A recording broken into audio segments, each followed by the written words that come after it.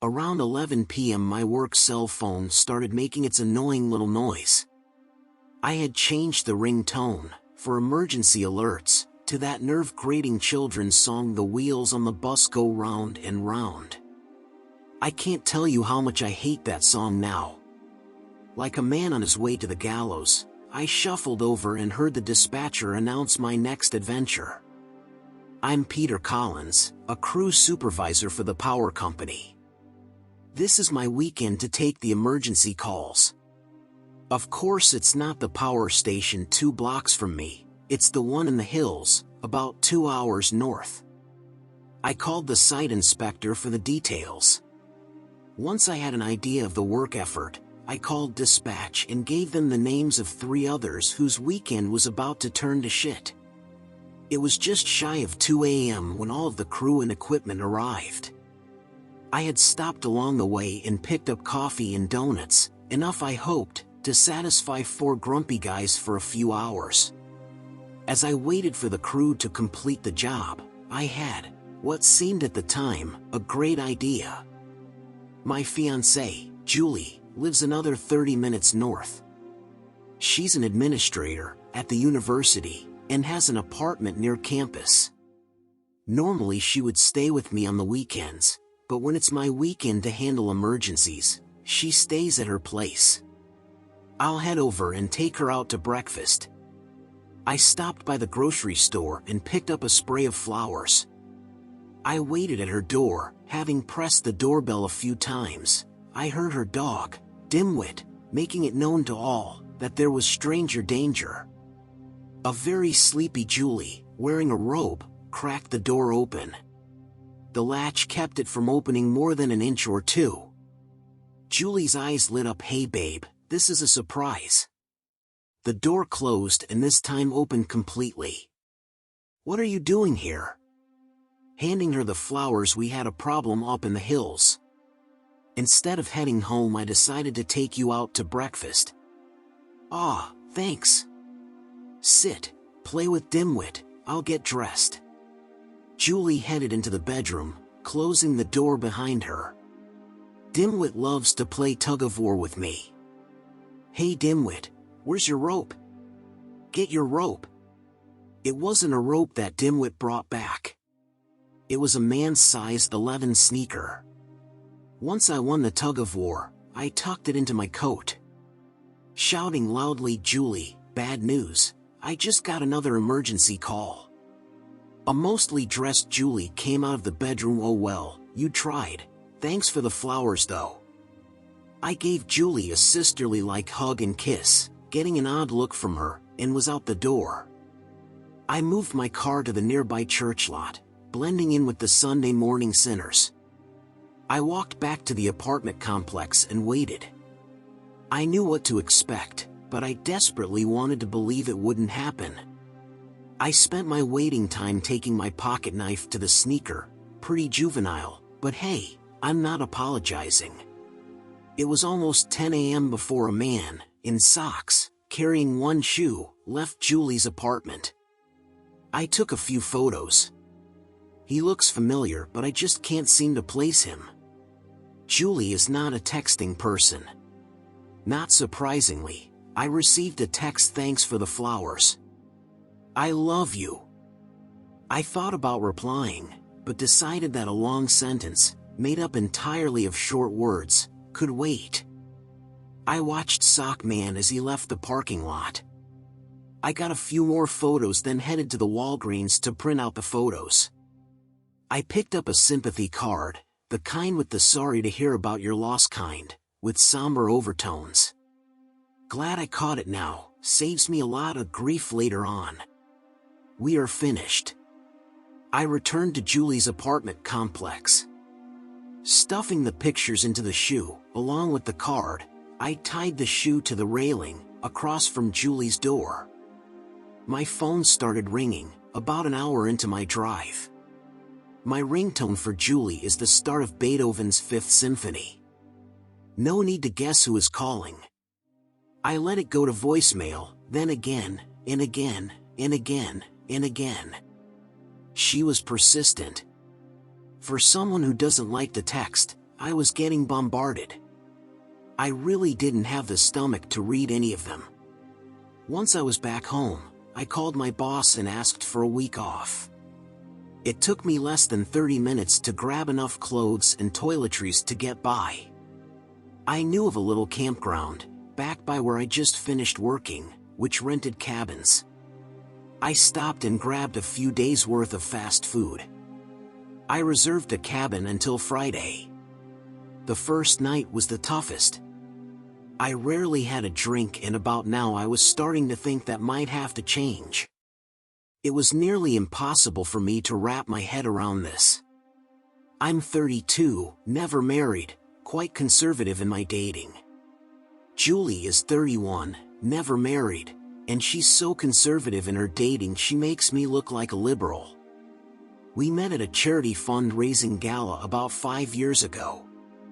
We, or is it I, became friends with benefits. Neither of us wanted to get married, but the sex was great. After a few years of random hookups, always at my place, we became more than FWB. We started doing things couples do, movies, shows, and vacations. It was about 3 years ago that we decided to date each other exclusively. I first asked Julie to marry me 2 years ago. She put me off, saying she still wasn't ready. I asked, at that time, whether there was someone else. She insisted that no, she was still exclusively dating me, but that she wanted more time. It wasn't more than a month later when Julie first spent the night. All through our FWB period, and dating, one of us would always leave after sex. Neither of us wanted to be seen exiting in the morning. That first full night was special. Julie started with a strip tease, until she was in just her heels. She proceeded to strip me, kissing and sucking until I was naked. She nursed my cock until I begged her to let me come. She didn't miss a drop. Pushing me onto my back, she lowered her pussy to my lips. After letting her hover near an orgasm for several minutes, I licked her over the top. She gushed all over my face. After she cleaned me, with a washcloth, she sucked my cock until I was hard again. She did the slowest fucking I'd ever received, letting me get close, then slowing or stopping. She knew my body well, and I would end up coming 4 times before I could no longer get hard. It was over a 10-hour period. Nobody had to worry about leaving in the morning. It was well after noon before we saw the light of day. By the time Julie agreed to marry me, about 3 months ago, she knew more about me than I did. She had spent countless hours speaking with my mother, sister, and even my grandmother. I learned a lot about Julie from her mother, granted not exactly a non-biased point of view.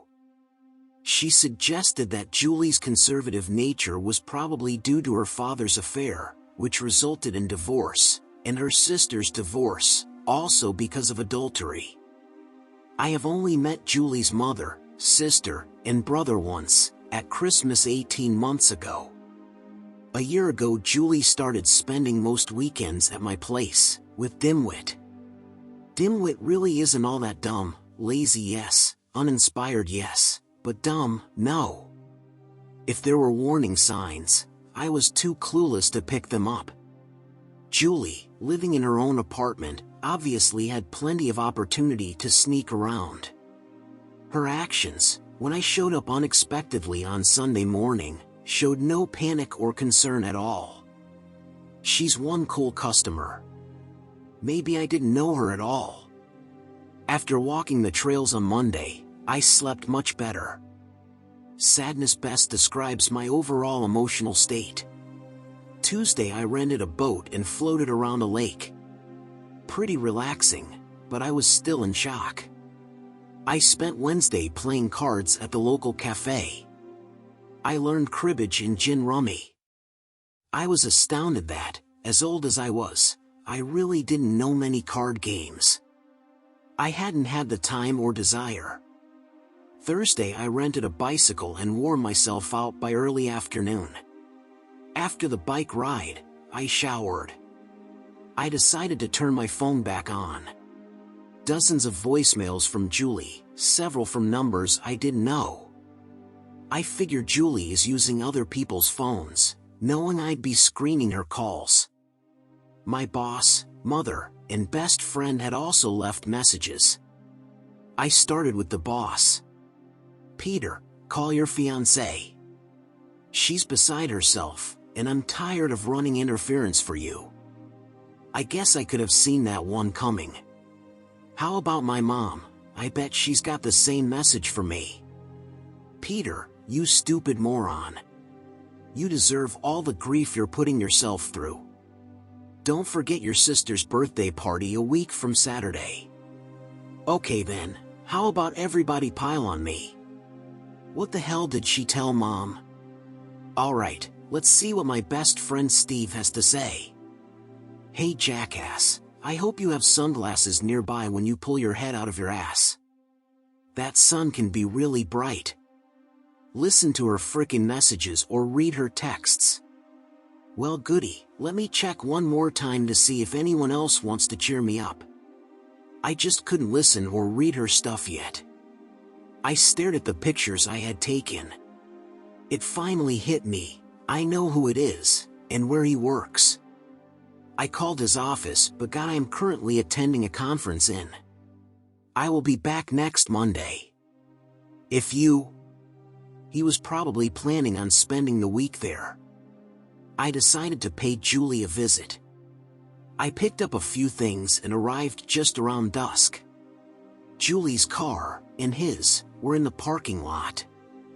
I stood nervously at Julie's door, listening to Dimwit announce stranger danger again. The guy answered the door. "Hey David, nice sneakers, let me know how much I owe you." Is your sister here? Does Julie even want to talk with me?" "Hey sis, come to the door." "I can't, I'm stirring the sauce." "Who is it?" David pulled me, by my ear, into the kitchen. "Peter." I held out the spray of flowers. David took over stirring the sauce. Julie took the flowers and tossed them on the couch. She gave me the biggest and best hug I have ever received while burying her head in my chest. Dimwit brought me his rope. "I guess you finally got around to listening to my voicemails or reading my messages." No, I never could get the courage to open them." "I'm so sorry. I was so shocked. I guess I went into stupid mode for a few days. I knew I had seen the guy before, it just took me until a few hours ago to figure out it was your brother. To say I feel embarrassed and ashamed would be quite an understatement. I only hope I didn't damage us. Ignore my last card, if you don't mind. Baby, you have no idea. You didn't damage us at all. I realized what I meant to you, and I really realized what you mean to me. We were kissing, and all that jazz, when David finally broke it up with 'Get a room, this is disgusting. I have one more night at the cabin. Care to join me, Julie? I'll have you back in time for work tomorrow.' Julie turned the burner off, grabbed her purse, and took my hand. 'Let's go.' Dimwit dropped the rope on my shoe. 'Give me a few seconds.' I played tug-of-war with Dimwit, letting him win. One Dimwit playing with the other,